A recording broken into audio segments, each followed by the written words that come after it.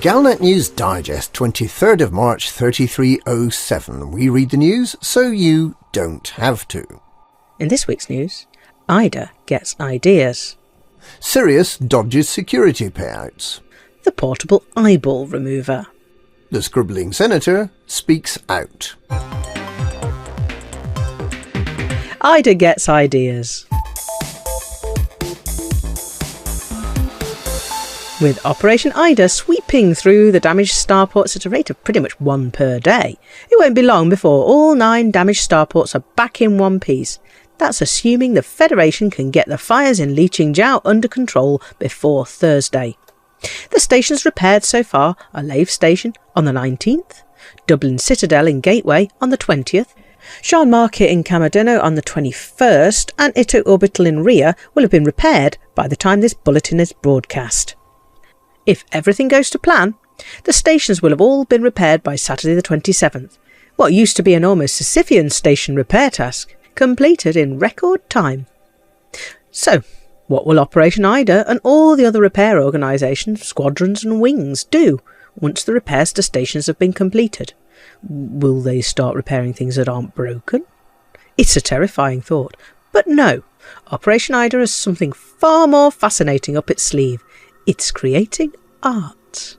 It's a little known fact that those yellow screens on the outside of stations are there to conceal the artwork OperationIDA is installing. Dublin Gateway will be painted entirely beige, in honour of politician and amateur mixologist Edmund Mann. The Prime Minister's signature good looks and coif of black hair will adorn the side of the station. A giant image of the Emperor playing croquet will bestride Sean Market in Camadino. And a sharply dressed Shadow President Felicia Winters will enhance Ito Orbital in Ria.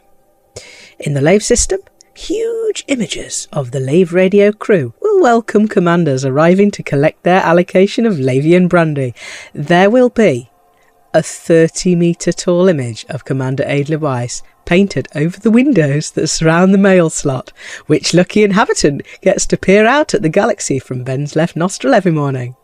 There will be a giant Shan holding a "This way for the mystery tour" sign. There will be a facsimile of Commander Phoenix Defire holding some of his giant miniature spaceships. And there will be an enormous Commander Psychic at the controls of the orange Sidewinder, looking just a little disgruntled that it doesn't handle like a Corvette, and simultaneously looking up ship builds on ED Engineer. In unrelated news, following information that was released that the bombs that so badly damaged 9 starports were assembled on the stations, commanders are requested not to take any contracts from the mission board, asking for the source and return of 30 tons of assorted Thargoid body parts.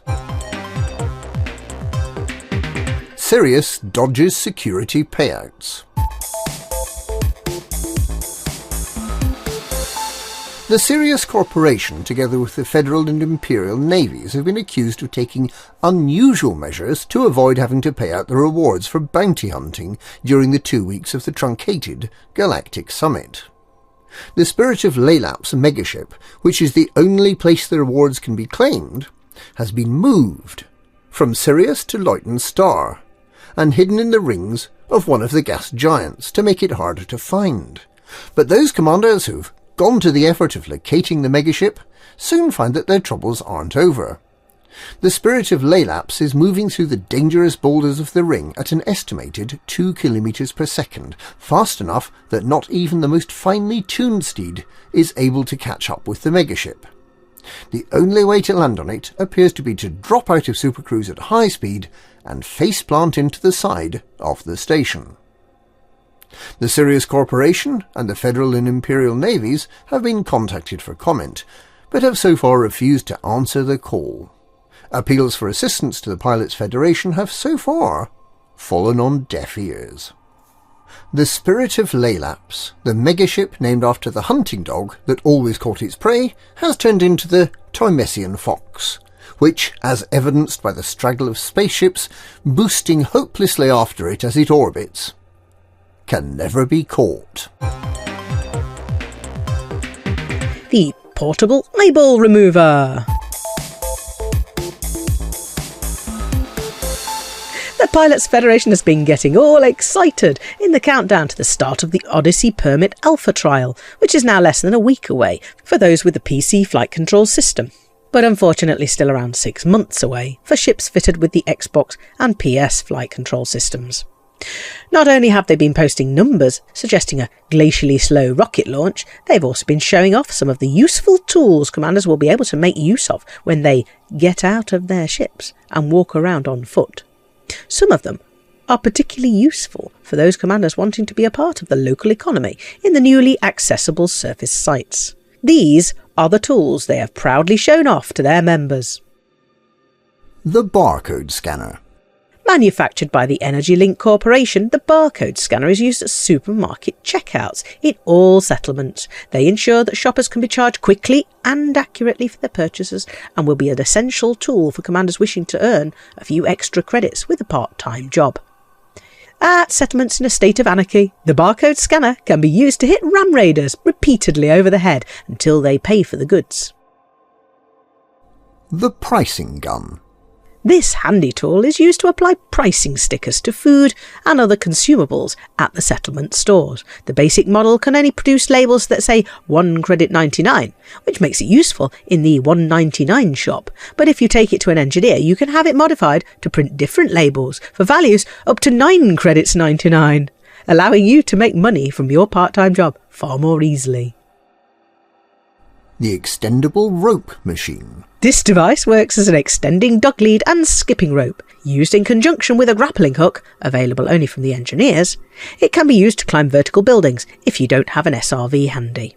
This enables the Mission Impossible mission type, where you enter the building through skylight and attempt to steal the void opal without triggering the laser beam alarms. The Dyson multi-tool.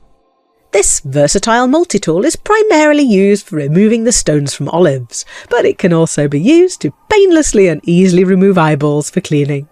When a special engineering has been applied, it can also be used as a massager for use in the privacy of your cockpit. It's handy during multi-crew when you want your crew member to hurry up, but there's also apparently a highly satisfying solo mode.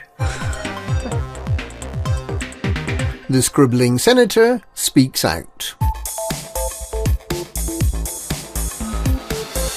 Senator Drew Wagar of the PRISM system, widely known as the Scribbling Senator, has spoken out in no uncertain terms about the terrible injustice meted out on the Galnet News Digest outlet.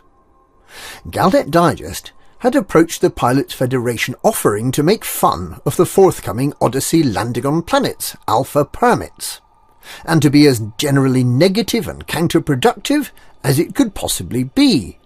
But the Pilots Federation unaccountably turned the request down, rudely suggesting that Galnet Digest buy the permit just like everyone else. This is clearly contrary to the Galactic Human Rights Convention, as well as being contrary to the principles of freedom of speech.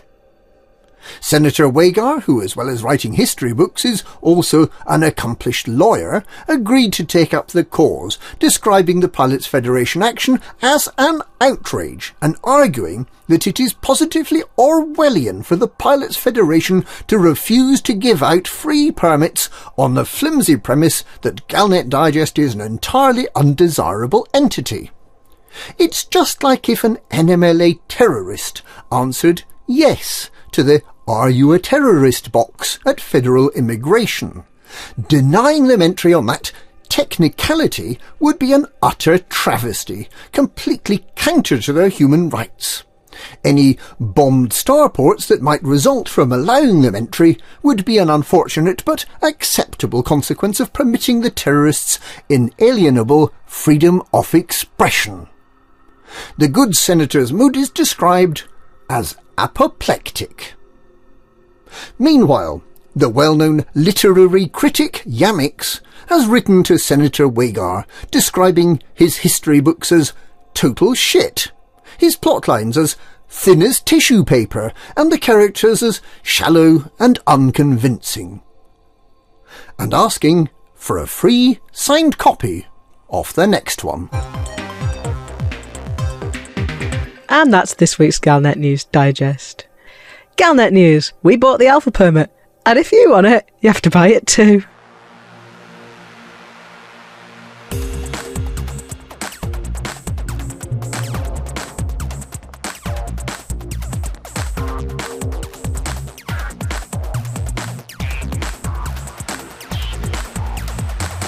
But it can also be used painlessly. It is handy during multi-crew. It's handy during multi-crew when you want your crew member to hurry up.